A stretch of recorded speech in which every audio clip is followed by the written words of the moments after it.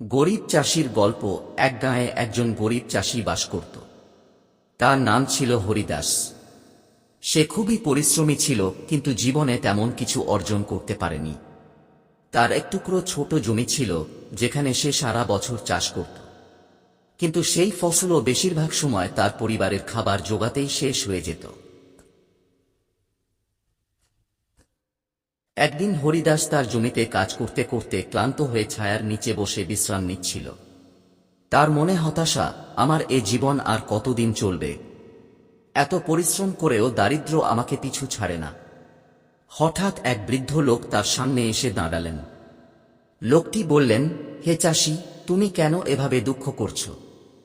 হরিদাস বলল, বাবা, আমি সারা বছর পরিশ্রম করি, কিন্তু আমার জমি থেকে সামান্য ফসল ছাড়া আর কিছুই পাই না। আমার দারিদ্র্য আমাকে পিষে ফেলছে।